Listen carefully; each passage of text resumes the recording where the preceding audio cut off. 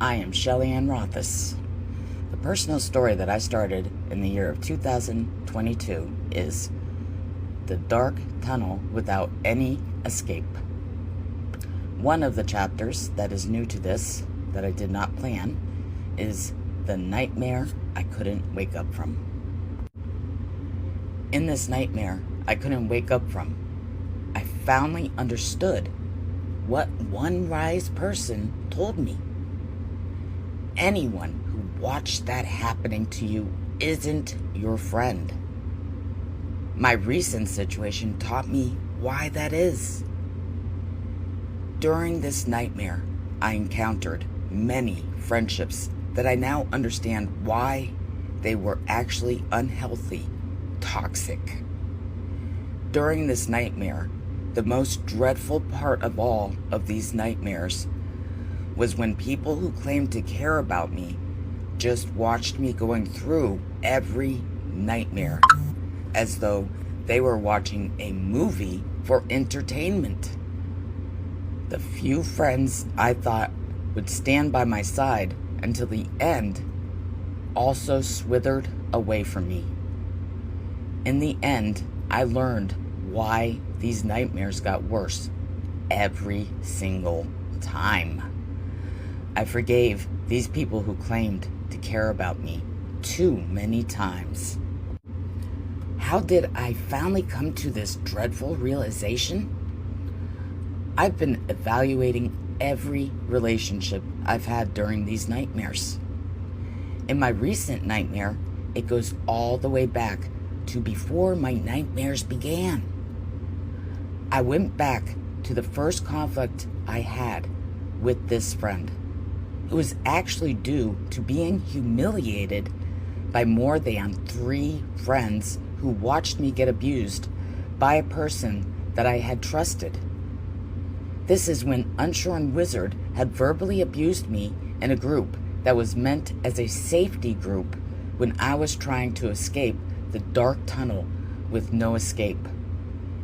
Many would assume that my pain was from this person doing the abuse. But the enormous amount of pain I endured was due to friends who sat there watching this abuse happening to me. Most people only see certain types of abuse as what will cause someone the most harm, both mentally and physically. Most would assume that the sexual assaults that happened to me is what should be what I am traumatized by the most. Although they be mistaken. It was actually the humiliation trauma that made the pain much more extreme and caused the most mental and physical damage to me. If I had the choice of experiencing rape or stalking and harassment, I'd honestly choose rape. If I had the choice of experiencing rape or false accusations, I'd choose rape. How can I prove this to be true? I was around 2 criminals, and one of them has a criminal record for child molestation. The 4 people I see as the most frightening are the people who are in the nightmare I couldn't wake up from. I told more than one person that if I had to make a choice between the 3 men involved in what I suspected to be a type of abuse most would see as evil indeed, I would choose those 3 men over any of the 4 people without any thought. I honestly see these people as the most evil people I've known in my entire life. Actually, 2 of those men have criminal records. One has a charge for child molestation. So that is proof that my feelings are true.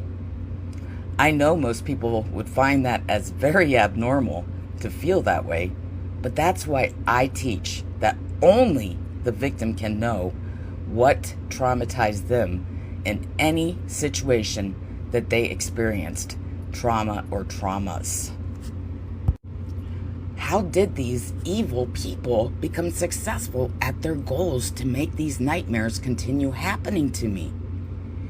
It is due to those fake friends who stood there watching me go through these nightmares as though they enjoyed the free entertainment.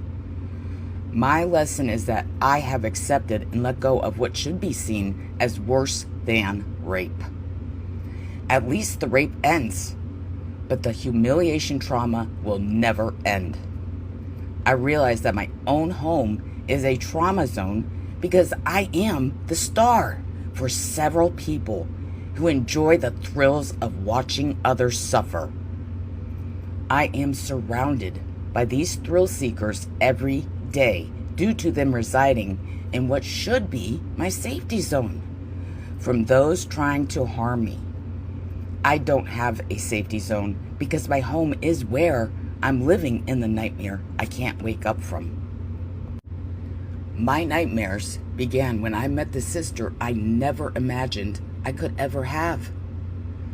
This sister I saw as the one person who would be my guiding light to the end of the dark tunnel I could never escape from. I looked up to this sister as though I am able to achieve the goals I never thought I'd ever get the chance to ever achieve. My miracle I never imagined possible ended up being the nightmares that became daymares with no ending that they used to be. I remember those scary nights that I woke up in shakes and tears, screaming for help, with no person with any care for my pains no one could actually imagine to ever be. Those nights that I was dreaming of what I was able to wake up from and realize was just a dream, now are the daymares that are as real as nobody ever would believe to be.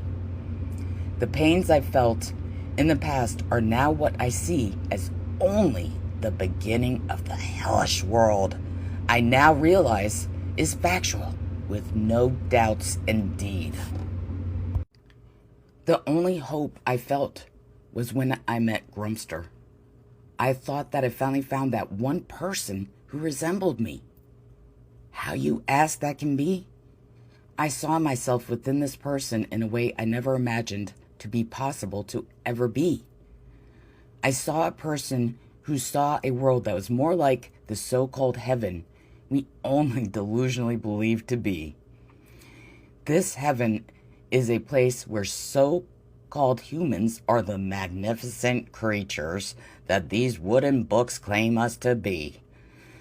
Although Grumster ended up being the bullet for the most cruel and despicable people I could never imagine to ever be.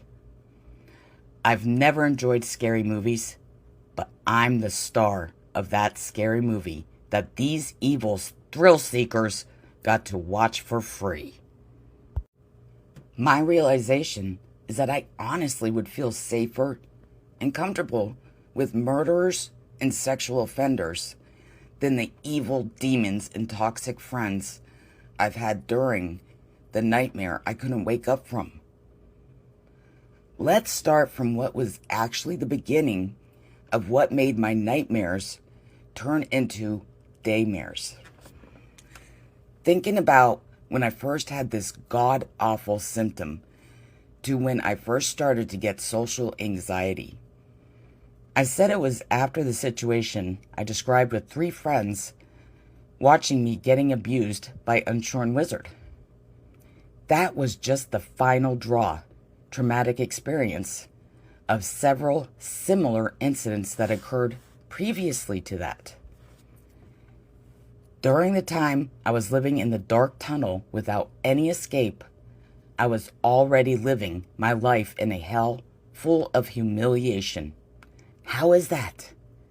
Well, I ended up learning when I was close to escaping the dark tunnel with no escape that several friends, family members, and doctors were actually aware of this dark tunnel I was trapped in for a large part of my life. This is when everyone's mouths should start dropping. I now ask what any person that has two brain cells to rub together should be thinking. My logical answer would be that they should immediately be thinking, why did all these people who knew didn't say or do anything to help me escape this dark tunnel? Nope. I've learned through my daymares that most people are self-centered and have no conscience that would make them feel any shame or guilt. I'm sure most people have heard or known people who experienced what still is just known as unfounded due to not having enough sufficient scientific evidence to prove it to be factual. I've heard about people who saw ghosts of people they lost to death. Many would find that hard to believe. Kind of like believing good luck will happen for you if a bird shit on you while flying by. I myself had experienced what I never heard others experienced. What I experienced was similar to how they say it will be like when you die and go to heaven. Yes, the foggy, dreamlike world where everyone appears like you see people when drunk in real life. Well, I wasn't drunk, and I experienced this in the year of 2022. It was actually extremely frightening to me, but this was the beginning stage to getting social anxiety.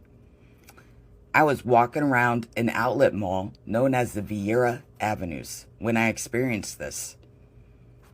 I remember thinking to myself that I am in a world full of aliens that I will never fit in with. It was shortly after going through this for several weeks that I began to have an extreme negative view of people as a whole. I remember learning about this in a couple of my mental health classes. Yes, I have a tad of post-traumatic embitterment.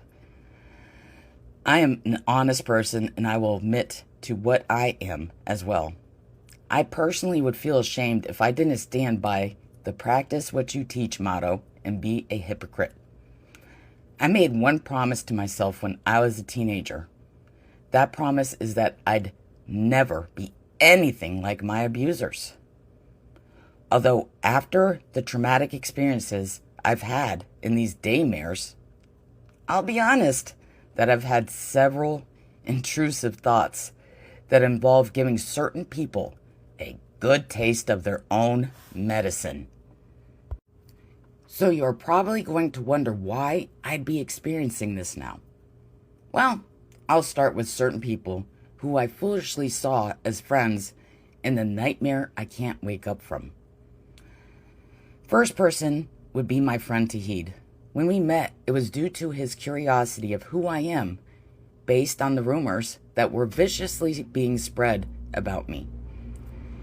Just like all of these friends, he realized that I am nothing of what they claimed me to be. He also realized how dangerous these people are, based on the rumors they were spreading about me. Tahid was the first male I felt comfortable being close friends with. I never could believe that a female and a male could have such an exuberating relationship together that didn't involve any sexual intentions at all. I know I say that Tahid was the only one that stood by my side without letting my abusers sway him to their side. Although, there were quite a few times that he even responded like these other fake toxic friends. How was that? He had tried to keep our friendship a secret due to the Lexington Club gang members. He was also getting pressured by his aunt due to her believing the gang members' lies about me. I remember how shameful I felt having a friend who was afraid to be seen with me. An example to another type of relationship would be when a boyfriend doesn't want others to know he is dating a girl that certain others think is ugly, dumb, and annoying. Another example would be a wife doesn't bring her husband home to certain relatives' homes due to them not accepting who she chose to marry based on petty reasons. So, how did Tahid share this with me, and how did I respond? Tahid told me that due to his current situation, he needs to be careful. What was his current situation? He was living with the man that his aunt is a caregiver for, which was how he got a roof over his head, by helping his aunt with her job. His aunt didn't want Tahid to hang out with me out of fear that the gang members would retaliate against her by trying to destroy her client's home. Tahid didn't obey his aunt and still hung out with me when she wasn't there to know about it. Although she did catch him and did scold him for not taking her orders to not associate with me. One of the first traumatic experiences was when me and Tahid planned to make a dancing video together on Valentine's Day. We both love doing videos that are creative and unique. So when that day came, I was so excited to have someone to spend it with for the first time in my life. Yes, I never had a Valentine's Day that I spent with a male before. Actually, Tahid knew this and was excited to give me what I never had before. Even though it was just a friend, it was so special to me. That day, I was so excited and got dressed up and was waiting for Tahid to come over to my place. Tahid ended up calling me saying that he can't come due to his aunt finding out about our plans. I was actually fearful this may happen, but I honestly had a little bit of hope that Tahid would not let these evil people sway him to cause me so much pain and hurt by him betraying me in such a cruel way. Although Tahid did end up coming over, I knew that he only did it because he felt an extreme amount of guilt, knowing how much he hurt me. I remember that night because I cried so much from this traumatic experience. Even though I know Tahid wanted to do this just as much as me, it was very painful to have a relationship with him due to knowing he was having to hide it as though it's shameful to be with me. An example of this would be a teenage boy paying a girl to go to a school dance with him. Another example would be a teenage girl getting stood up for a dance and her father taking her instead. Sure, they got someone to go to the dance with them, but it was having to take the most important aspect out of the entire event. What aspect is that? That is the pride one feels in order for the other good feelings to be felt. I felt no good feelings and actually had to fake it and try and fool myself to believe that I was proud and enjoying that experience I never experienced before. So I now just revealed one of my biggest secrets that I haven't told anyone yet. The one person I did tell this traumatic experience with was the first friend I saw as a sister I never had. Although I lied and gave him the excuse that he did that because he knew he was going to be leaving me soon. This is because Tahid had to do time in jail for a past crime he committed. I was too ashamed, embarrassed to even tell this friend, who was the first person I opened up to the most after I moved into my new home that was my first miracle. I'll admit that this is extremely painful and embarrassing to admit to this now. I had shared how Mickey destroyed the first birthday I looked forward to for the first time. But the first Valentine's Day I looked forward to is also a traumatic experience for me as well. So that is 2 special days that I now dread and try not to even think about when they are happening. This is where I'll bring up what I know this relates to in the mental health field. These are repressed memories that I've held in the part of my brain that stores painful emotions and events that one is not able to cope with currently. I've taught about this in previous teachings. I'm actually glad that I didn't wait as long as I did before to let these repressed memories out and deal with them now. The longer you store them, it will make it twice as hard to work through these painful emotions or even be able to learn how to deal with future situations that can involve these same feelings. I will now share my friendship with the sister I never had. I first met Nina during the time she was associating with the Lexington gang members regularly. Nina is the one who went out of her way to meet me. I honestly, to this day, don't know if this meeting was set up by the gang members or not. The first thing Nina told me was that there are many people who live here that want to destroy me because of their hatred for me. Well, she didn't say that specifically, but the way she said it and her approach was with great concern and worry, as though she already knew that I was going to be attacked in cruel and vicious ways by these people.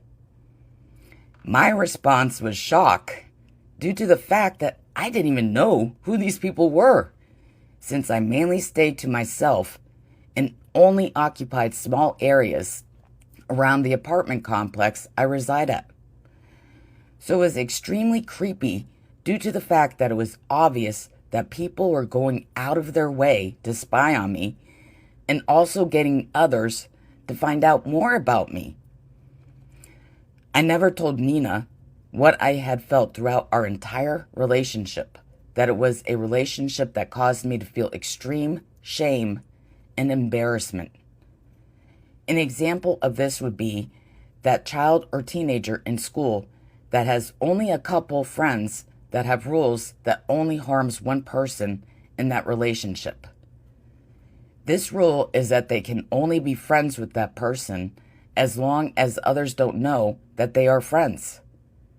Actually, I did share with Nina that a few people told me that they like me and know those vicious rumors about me aren't true, but they decided that they need to protect themselves from these gang members by keeping their friendship with me a secret.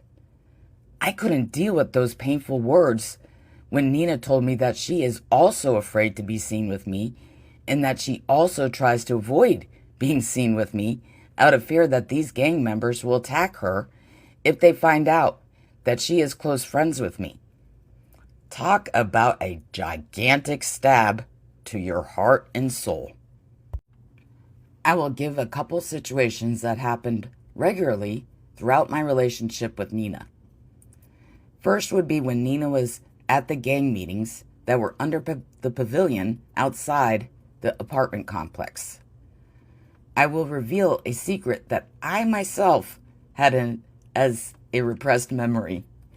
I actually only walked on one side of the apartment building for a long time due to my anxiety of going to an area I wasn't comfortable roaming yet. I will admit now that I pushed myself to experience this first challenge of going to another area only because I wanted to find out if Nina was my friend and wasn't ashamed or afraid that others would know that she is my friend. I still remember the first time I took this challenge. I walked to the middle back of the apartment complex. I walked around the back middle where I saw Nina with the other gang members sitting and talking. I still remember Nina sneakily looking at me, but didn't even wave hello to me. She acted like she didn't know me at all. I still remember starting to feel like I was in that cloudy, dreamlike world I described previously. I now realize this dreamlike world was actually my red flag. What was this red flag? It was telling me that I shouldn't remain friends with this person because they will only cause me extreme harm from betrayal and deceit. This is one lesson I learned throughout the nightmare I couldn't wake up from. All these toxic, fake relationships, I actually had this same red flag for all of them. Now I know that next time I experience this red flag, I need to take it very seriously and not ignore it, repress it as though it never happened. Another example would be when I ran into Nina by coincidence. I would see Nina from a distance in the apartment complex talking with other tenants. I would walk over to Nina to say hello and start a conversation. Although, I actually have another repressed memory that I will shamefully admit to now. It was in that dreamlike world on my way to end when I approached Nina when she was talking to other tenants. That repressed memory is that I knew and can feel Nina's shame and fear to say much to me or even acknowledge I was right there. There were times I walked away due to feeling extremely embarrassed, knowing those others she was acknowledging and speaking to saw that she was acting like she didn't know me and wasn't acknowledging me even when I spoke to her. An example of this would be when that teenager or child walks up to a group of people they see a friend with. They go up to that group to greet their friend, but that so-called friend doesn't even acknowledge them when they approach or speak to them. My goodness! I honestly couldn't wait to get out of high school because I thought that this cruel behavior is what immature people do. Well, I proved my teachings of sloppy, hypocritical ageism to be factual. No, this is not an immature behavior. This is an abusive, cruel behavior that a person at any age has the choice to do. Yes, it is a choice, and we need to stop making excuses for these people who are making these choices that harm other people. During my relationship with Nina, she was getting scolded by gang members for associating with me. Actually, Nina broke our friendship several times due to her fear that these gang members will try and harm her as well. She was afraid that they would try to destroy her home.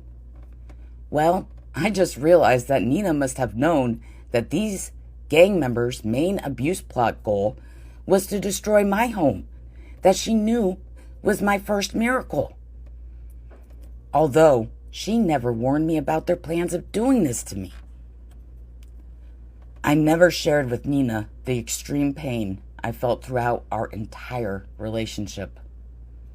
This pain was from the tremendous amount of shame and guilt I felt due to knowing that this special relationship was not true, real, due to the fact that Nina wasn't proud to be in a relationship with me. An example of this is when a teenager or child only has a few friends from school that only act like their friend when they aren't around others who they know will scorn them or even attack them for being friends with that person. Nina proved this by acting like she didn't know me when she was at the gang meetings or even talking with certain tenants around the apartment complex we reside at.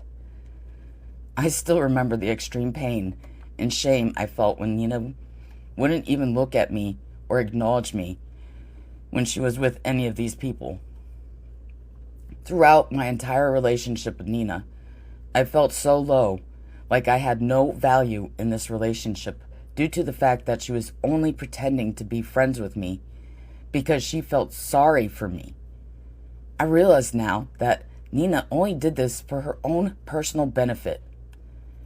This is due to her feeling ashamed and guilty because she knew that these people were wrong for trying to harm me for no good reason at all. Although, I will state the truth about this now.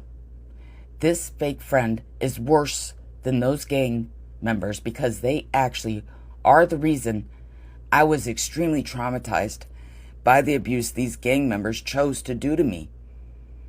I now have to live with the humiliation trauma of knowing that this person who is special and significant to me was only pretending to care about me as a way to make themselves believe that they are not a bad person, like the gang members who are trying to harm me. I now realize that person is actually more cruel than the other gang members. They caused me the most pain that made the gang members' abuse twice as harmful to me. So as part of my healing, my response to this person is, you can take your fake pride of feeling like you were a good person and shove it up your ass full of shit. Now I will describe how others who weren't friends with Nina had the gut instinct that she is actually my enemy. First would be when I met a man, Scott, who was living with his mother at this apartment complex. He, like Tahid, went out of his way to meet me out of curiosity if I am the rumors that these gang members were viciously spreading about me. Just like Tahid and Nina, he realized that none of it was true. Although he had a gut instinct that Nina was involved with these gang members to destroy me, he actually pleaded with me to stop associating with Nina. Actually, more than 2 people had this same gut feeling during my friendship with Nina. Actually, my mother had this instant gut feeling the first time she met Nina. This was the same day the 2 devilish sisters were in the lounge area on the 2nd floor closest to Nina's apartment. Let's stop there and analyze this situation for possible red flags. The red flag is that these 2 devilish sisters don't live on the 2nd floor. I never once saw them on this floor, and I had been there often since I visited Nina often on this floor of the apartment complex we reside at. So actually, my first thought when I saw the devilish sisters sitting in the lobby when me and my mother were leaving Nina's apartment to go to the elevator and go back to my apartment, I still remember it like it just happened yesterday. It was that dreamlike state happening again. I still remember the fear I felt when I saw these 2 devilish sisters staring at me and my mother with evil, dirty looks. When me and my mother got on the elevator, she asked me if they are the ones I had been describing to her on the phone. I was shocked and said yes, and then asked her how she knew, because I never told her what these people looked like. She told me that she can tell just by the devious looks they were giving us. A mother's intuition is very true.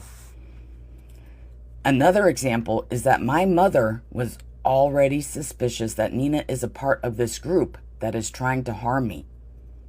She actually warned me to be careful if I choose to continue my relationship with Nina. One time, I brought Nina to my parents' home, and afterwards, both my mother and father were certain that my relationship with Nina is not safe for me. They began to try and urge me to end my relationship with Nina because they were greatly concerned that I was at great risk of danger. They both told me that they could sense Nina's guilt when they spoke with her. So even they sensed that Nina knew herself that she is a bad person for pretending to care about me while knowing that she is one huge factor why these gang members were unable to continue abusing, harming me. So that is 3 different people who were pleading with me to end my relationship with Nina from their gut instinct that she is a main tool for the gang members' plots of abuse on me. There were quite a few others who also warned me about Nina. One tenant had told me over a year after I was sexually and physically assaulted that she, by coincidence, was sitting under the pavilion when Nina and her friend Chris were gossiping about the sexual assault. Well, Nina actually told me that she defended me against Chris when she told her that I am lying about it happening. Although I had to shamefully find out that Nina was a part of that group that was shaming me for the abuse that happened to me. I will now shamefully have to admit that all these people who warned me about Nina were absolutely correct about their gut feelings for Nina. I will be honest that just sharing this in writing is extremely painful, shameful, and embarrassing. My heart is racing, dizzy, shaking, and I also have a lot of physical pain. Although I am forcing myself to share this now because I know that these repressed memories won't disappear. And as a part of the healing process, I need to share these shameful, embarrassing experiences. This is because deep down inside, I know that I am not the one who should be ashamed and embarrassed. It is these cruel, despicable people who had betrayed me and deceived me in the most cruel and despicable ways. Next two people I will describe together, since their friendship was similar as for how they caused me more harm than the abuse itself. These two people would be my friends Stella and Ulrich. When I met Stella and Ulrich, they were aware that the gang members had me as their main target to destroy. How did they know? They both were approached by certain gang members to join their gang and help them destroy me. Well, if I was in their shoes, that would be the very first thing I would inform them about when meeting them. I honestly don't see how these two people can live with themselves knowing that they are part of how the Lexington Club gang members were unable to harm me for over a year now. Even several deputies told me that none of my cases were taken seriously because not one single one of these so-called friends did what I would think comes naturally to any human being who has at least a tiny conscience. Well, they obviously don't have any conscience because neither one of them was ever willing to report these gang members to the authorities or the management at the apartment complex we live at. I shamefully have to admit that the only person who did report it to not only the police, but also the landlord and housing authority was someone who I wasn't friends with for long.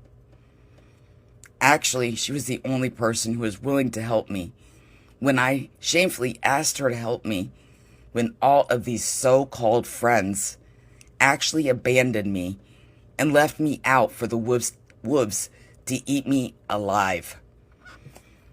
This friend is Pat, who went out of her way and took out time to help me through these painful, awful experiences that were happening to me. Like the other friends, Pat was also uncertain about me due to the gossip the gang members were spreading about me. Although, just like those other friends, she realized that it was a crock of shit. So, it was actually Pat who was trying to show me what these so-called friends should have been doing from the very beginning. Well, usually it's save the best for last, although I am saving the worst for last. I actually needed a long break before I dove into this one. The hardest part about this person is that it involves the first person I've ever felt love for. Not just as an intimate partner, but out of all relationships I had in my whole life so far. I never realized how superficial people are until after I dated Mickey. I'd like to dive into this before I get started on him. What are things people said to me after or during the time I dated him? Oh my God, how old is he? He's old enough to be your dad or grandpa. Even he knows that you're too good for him. Damn, I wish I was Mickey. Other older men and even younger men would say that. I think he's ugly. I prefer younger men with a yuck face expression, really saying they think he is ugly. Ew! Is that him? Yuck! Turn the page! I don't want to look at him anymore. When a man that is younger hits on me or just casually talking with others, certain friends would tell them while laughing that I prefer or like older men. I think he looks his age, after I defend myself stating that I thought he was younger based upon his appearance. Okay, one of the funniest ones was from my friend Nina. I will have to say that I will only miss Nina's sense of humor. Anyways, when I told Nina that I started dating someone and knew it was from someone from here where we live, of course she knew he is most likely quite older than me, since we live in a retirement community. Nina said, "Oh my God, Shelley, no! What if he can't get it up?" Well, honestly, I was not even thinking about the sex part at all when I first started dating Mickey. But I have to say that was a mouth dropper and hilarious to this day when she said that to me.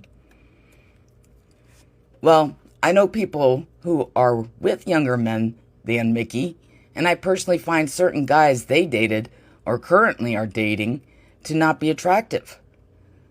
Although I am not an insensitive asshole to tell them that. I respect that they have their own taste and expect the same consideration and respect for my feelings, but not shaming or insulting who I do find attractive. Not that I should have to or needed to say it, but I was honest with them that I didn't fall in love with Mickey for his looks or age. I honestly was shocked and a little hesitant when I did find out his age, but I made the choice to give this relationship a chance. I did fall in love with Mickey based on how I felt when I was with him, his personality, and what I thought his morals and ethics are. Although, even if I was first attracted by his looks, most people need to shove their fist in their mouth and be respectful and considerate of others' feelings. I actually found more than 2 of these people's choices in men or women to not be my taste or not attractive at all. But I'm not a superficial asshole to tell these people that. I may think it for a split second, but I focus on that person's happiness with their partner. Not what their partner looks like. Not that I need to or should have to prove them wrong, but believe it or not, my friend told me when I first moved in here that maybe I'll get a boyfriend. I thought at first that I'm not interested in having a boyfriend anytime soon. I also thought the chances for that are highly unlikely due to my age difference with everyone who lived here at the time. Again, I shouldn't have to defend myself to those superficial and disrespectful people as for why I chose to date Mickey and why I fell in love with him. These people were in fact insulting me as well by saying those things. I will be completely honest that it was the superficial negative feedback that caused me to go downhill after my last breakup with Mickey. What are some other negative, judgmental comments I heard frequently from others? Examples. I told you not to give him another chance. Why would you give him another chance after he raped you? Not really a question, but an obvious insult to me. You certainly know how to pick them. No, Shelley, don't do it. Really, Shelley? You need to focus on yourself for a change. I'll defend that one immediately. I was focusing on myself the entire time I dated Mickey. I was looking for a job the entire time I dated Mickey.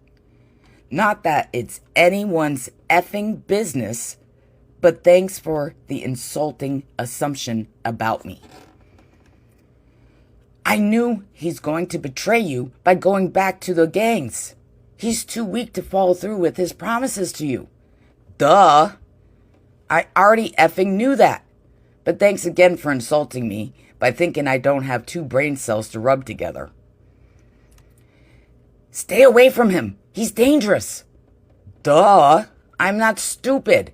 And I, of course, already knew the risks I was making as for my safety. I made the choice, and it is only my choice who I choose to have a relationship with. All of you who said that, I already know certain things about your life that many people would criticize about you. We all make choices that don't turn out as we hoped. Plus, my experience with the same person you may have known is different from your experience with that person. One huge factor to what made my traumatic experiences actually traumatic was from those who you'd think would be helping me to recover from that experience of abuse that occurred to me. Another reason why I received numerous insulting comments from many people is due to them knowing what my past life was. They automatically assumed that I am completely oblivious to what most people would know before or by the age of 18. Well, for many, it is way past the age of 18. Although I had to tell several people many times that just because of my previous life, that doesn't mean that I don't know much. I often had to tell people, I wasn't an effing hermit. Yes, it is true that many people treated me this way when I encountered abuse or conflicts in my relationships. Although most victims of abuse encounter this often from many people as well. This is a part of domestic violence culture. As victims, we face the cruel punishment that should actually only be directed at the abusers. Why are we focusing on trying to change the victim as though there is something wrong with them? We need to focus on what the abusers did wrong and stop punishing the victim for what the abuser did wrong. This is a huge part of domestic violence culture, and it is still happening to me now. I will now state that it was due to how these people who claimed to care about me responded to the abuse that happened to me as what actually caused me the most harm. Yes, it caused me more harm than the abuse that the Lexington gang members did to me. That is also the main reason I have struggled greatly through the healing process. Every single time I felt like I was getting closer to where I wanted to be, I had more so-called friends that made my healing process much more excruciatingly painful and longer. I will give examples of these so-called friends' worthless and cruel support systems I had to deal with on top of the abuse I experienced. I will now return to the one person I've been avoiding throughout this whole chapter. See? It's not denial, it's conditioned normalized victimization syndrome. Believe me that I already knew what the problems were in my relationship with Mickey. Sure, I asked others for confirmation, but I honestly was hoping they'd say the opposite of what I already knew. To give a better understanding to this, I will go back to when I was asking my friend why it was so hard for me to walk away from Mickey based on things I normally would see as a huge reason to drop other relationships easily. As I was describing incidents in my relationship with my friend Carla, she did realize that I honestly didn't understand why I did certain things and felt certain ways for a man that I'd in the past see as a complete pig. This is due to me not ever knowing what love is or how it felt.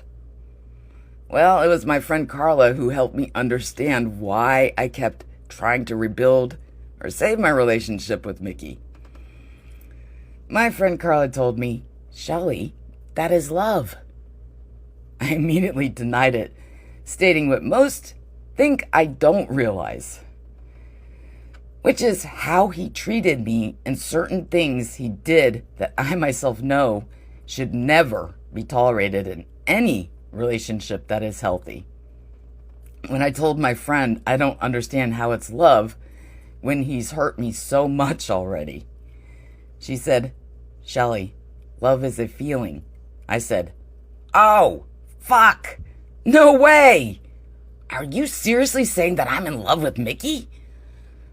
She confirmed that she is and knew it for a while based on what I've told her throughout my relationship with Mickey. I'll give examples as for what I already knew was wrong for Mickey to do or allowed to happen to me without defending or protecting me. Examples. When I first met his friend Jessica, the first thing she asked me is if I masturbate. I know that a real man who does love me would be embarrassed and angry at someone being rude and disrespectful to someone they love or care about. Mickey answered the door naked when we first started dating. I also knew this is very disrespectful to me. It actually happened to me by another man, and I wouldn't go anywhere near him again after he did that. Mickey allowed his friend Jessica to come into his apartment at any time she pleased without knocking first or waiting for someone to answer the door. Mickey allowed his friend Jessica to sit very close to him or even on top of him while he was dating me. Mickey showed Jessica his dick right in front of me. Mickey watched Jessica pull her skirt up, pull her underwear down, stick her finger up her vagina, and then sniffed that finger, stating that she doesn't smell and she smells good. She did this at a public park during the daytime Mickey and her male friend were there. Another red flag to this incident is that after I naturally responded by yelling out, "Ew!" Jessica came over to me and yelled at me as though I was the bad person who did something wrong. She called me a bully. Mickey didn't say one single word to defend me when Jessica did that to me. He also chose to remain friends with her after she did this. That is known as sexual exploitation, and Jessica had done that to me 2 other times after this incident. See? Mickey enabled Jessica to continue her abuse on me. I honestly didn't bother telling Mickey about the next 2 times, since I knew he wouldn't care or defend me. Mickey watched Jessica order me around, yell at me for no good reason. One time, I took the chance of hope that telling Mickey about one of those situations would upset him and he'd defend me. Although, all he told me was, "At least you know when to leave." Wow! He didn't even seem to care that another person was being rude and disrespectful to the woman he claimed to love. Mickey would tell me, out of the blue, "I guess I'll go home." This would be when he was spending time with me at my place. He'd also do this when we had plans for that day. I honestly have to say that was Mickey's favorite abuse tactic to do to me. I still remember how painful it was every single time he did that to me. The abuse tactic is belittling me as though I'm the lucky one to be spending time with him, and I was just an extra side dish for him when he felt like having it. The first time I spent the night at Mickey's place, Jessica walked in his apartment at around 5 a.m. and was yelling out his name, She came right into the bedroom where me and Mickey were in bed together. Mickey woke up and acted as though there was nothing wrong with her doing this. I was so frightened and hurt at the same time that Mickey didn't have any concerns as for how I felt when this happened. He acted as though he only had concern for how Jessica felt. Jessica also had control over Mickey's phone. She made it a rule that he always answers her phone calls and texts immediately. If he didn't, she'd become furious or even demand to see his phone. Mickey also allowed Jessica to use his phone to abuse me. She did this by responding to text messages I sent to him and only wanted him to see it. Although Mickey also abused me with his phone by ghosting me shortly after Jessica had her fits about him not paying enough attention to her during the time he was dating me and after we had a fight or broke up.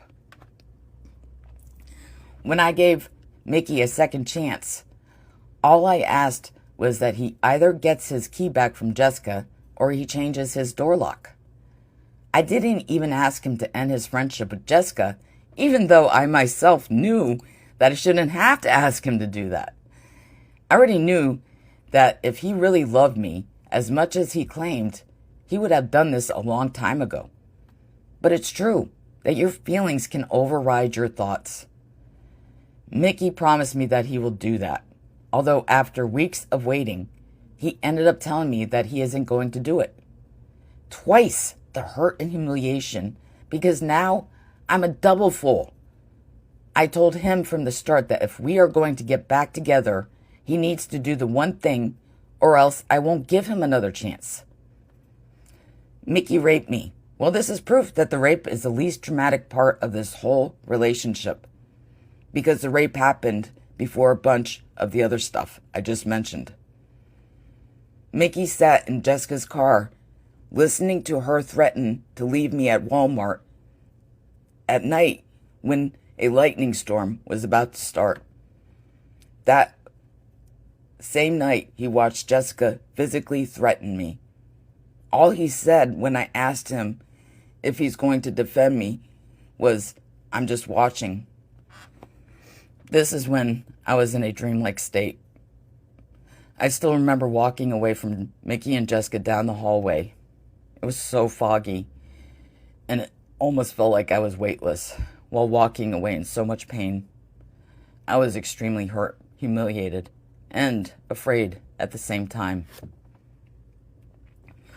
Mickey allowed Jessica to take the gift I gave him and bring it back to my apartment and leave it on my shelf after I told her to never come to my place again, right in front of Mickey.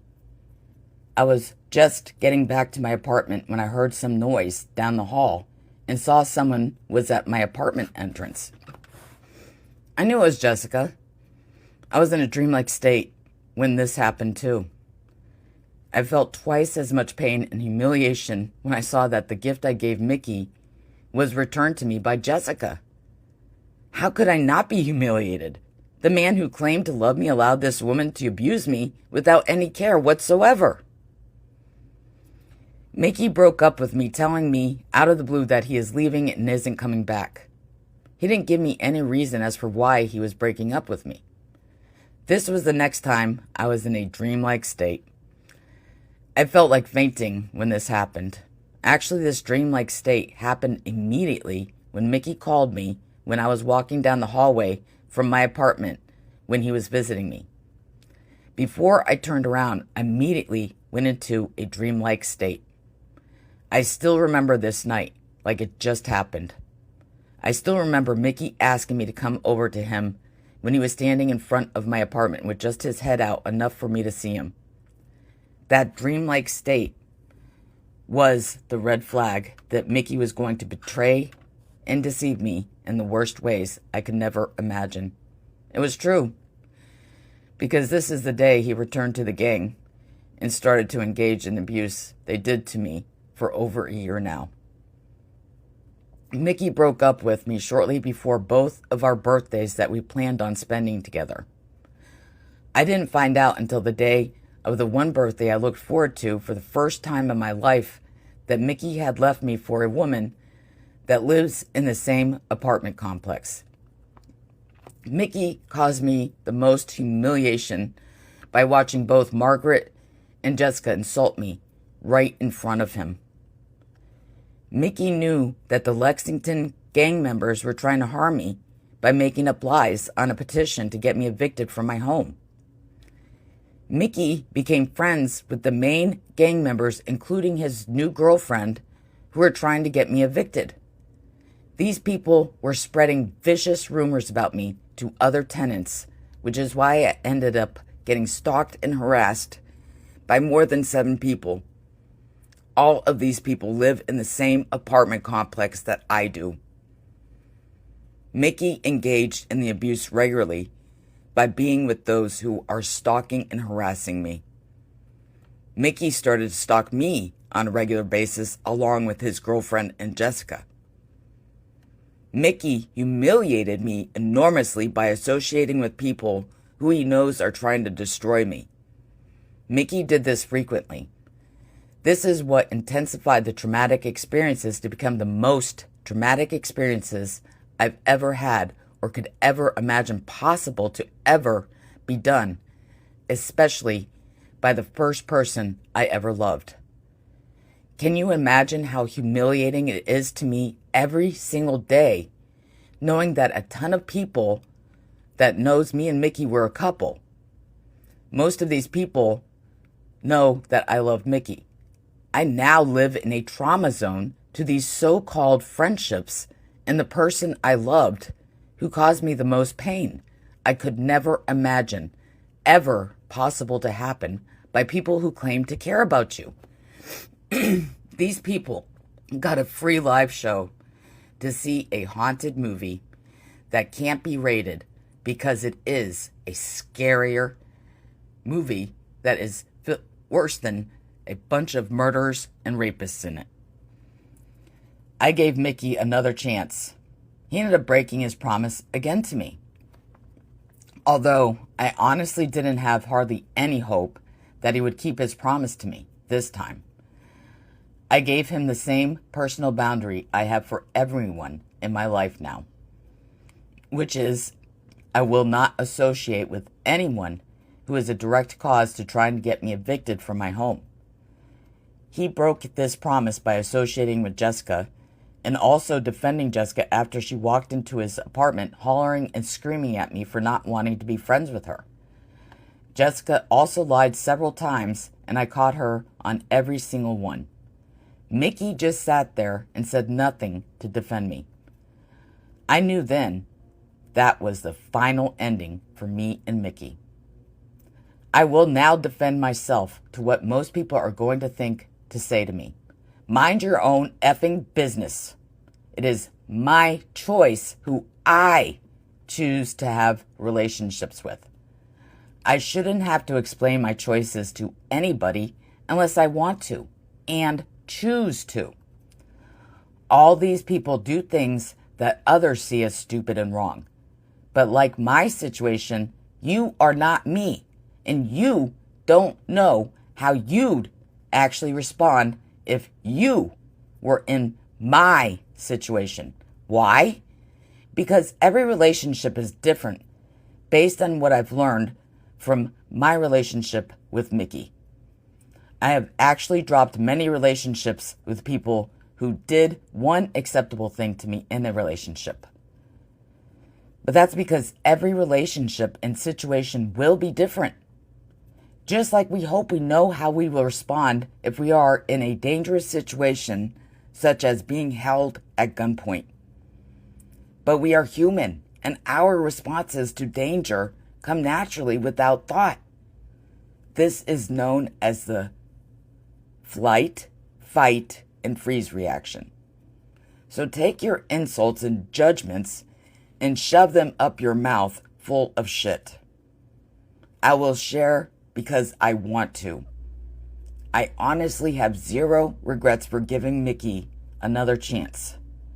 It was exactly what I needed.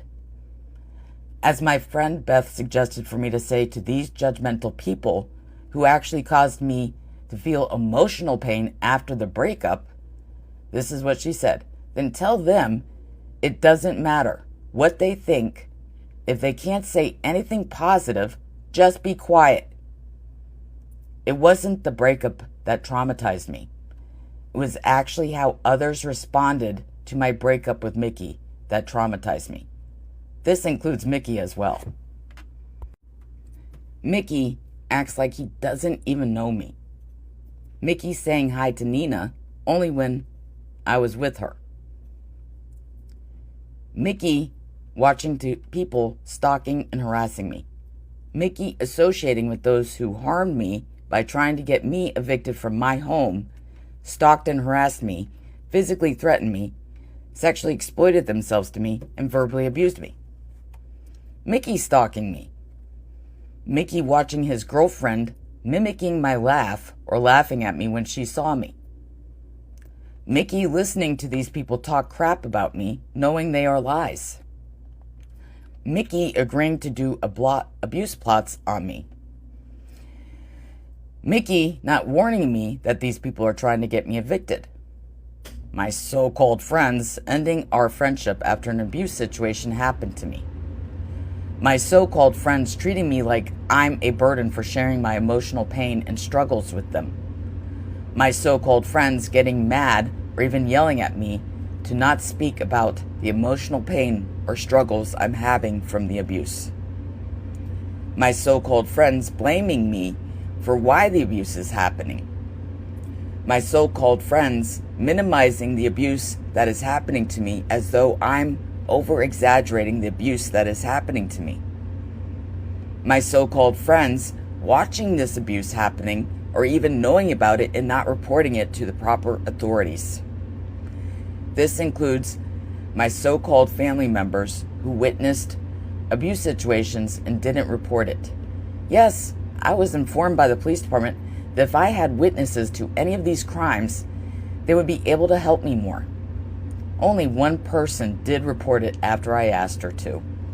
My so-called friends weren't even willing to write a letter or speak to the landlord to inform them that I haven't done anything wrong and that I'm getting ganged up on. Just ignore them. Stay away from them. That's as ignorant as the one saying that it's freedom of speech. There's a line between freedom of speech and harassment. I want all those people to experience what I have so I could tell them the same exact thing. I want them to feel the anxiety and fear I have every single time I leave my apartment, walk outside, drive in my car, being followed from the apartment complex, being waited to return to the apartment complex, being followed by Jessica, Margaret, and Marianne in Jessica's car while walking outside, being followed around inside the building, being approached and harassed when other tenants are outside and talking to them, being physically assaulted by Vernon and Marianne, being physically threatened by several gang members, being stared at by gang members, being yelled at by several gang members, being laughed at by several gang members, having strangers giving me dirty looks, having strangers say nasty things when they see me, having almost everyone I meet around here tell me that they were told about me I'm a bad person, dangerous person, that I lied about being raped and physically assaulted twice. Shall I go on? I didn't think so. So to most people, think before you speak, minimizing my experience as though I'm overreacting or blaming me by implying that I haven't tried or wanted these crimes to stop happening to me. Also, I try every single time I leave my apartment to avoid these people. People are morons to think that it's easy to just avoid stalkers and harassers. Stop telling me to stop the abuse that is happening to me. It's not my fault, and I can't stop the people who are choosing to do this to me. I will now teach why repressed memories and feelings can actually cause a person more harm and negatively affect or stop the healing process for this person. I possibly have what is known as post-traumatic embitterment disorder. It is not fully recognized in the DSM-5, but I am volunteering myself to be a part of this study to make it official part of the DSM-5, or the next one they create for the mental health field. These repressed memories and feelings were so harmful to my mental health and well-being due to more than one person being a part of the same type of harm I endured during several traumatic experiences while being a target for the Lexington gang members. Naturally, I became a very angry person that ended up losing patience and control over my feelings due to having to regularly experience abuse from not only people who weren't my friends, but also people who were only pretending to be my friend. Again, the most harmful part of this is those fake friends that enabled the gang members' abuse and caused me twice the amount of pain in response to that abuse. What can I compare this to in order to understand it better? This is not any different than being gang raped while having people who claimed to care about you watching it happen and not doing anything to stop it while it's happening, stop it from happening again, or doing the right thing by helping that victim get justice for that crime or crimes that happened to them. Examples of me possibly having PTED. I imagined my ex-boyfriend and his female friend Jessica exploding out of her car.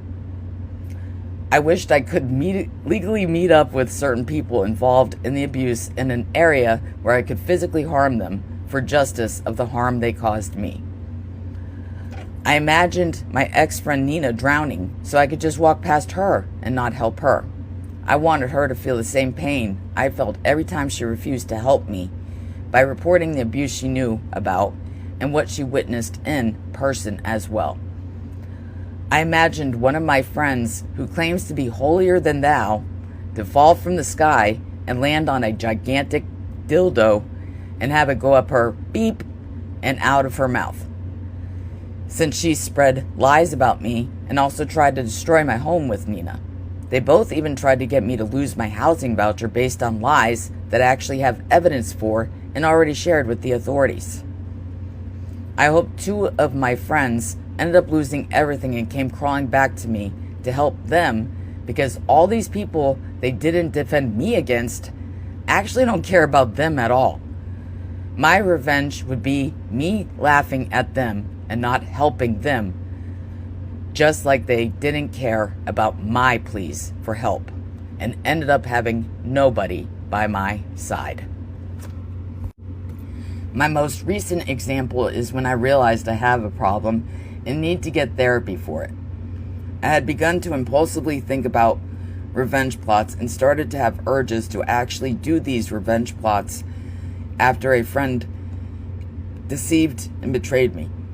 This is when my friend had witnessed the stalking and harassment more than once and responded to me as though I am to blame for it happening. Also treating me like I am a burden for feeling the painful emotions from the abuse that happened to me. I had helped him with transportation and was there for him, but he refused to take less than 10 minutes to help me by reporting what he witnessed to the authorities. I actually was about to make plans to give him the ride he requested from me and leave him there. I wanted him to feel the extreme pain he caused me by treating me so cruelly. He was punishing me for the abuse that is happening to me, as I've taught about on my YouTube channel. How would he feel coming out of the store I dropped him off at that is in a different county, only to see that I had left him there stranded? He wouldn't feel the extreme pain I felt for so long now, but he would at least get a taste of his own medicine as for the harm he caused me for over a year now. Thank you for listening to this chapter, The Nightmare I Can't Wake Up From. There'll be more to it. That's just a part of the dark tunnel without any escape.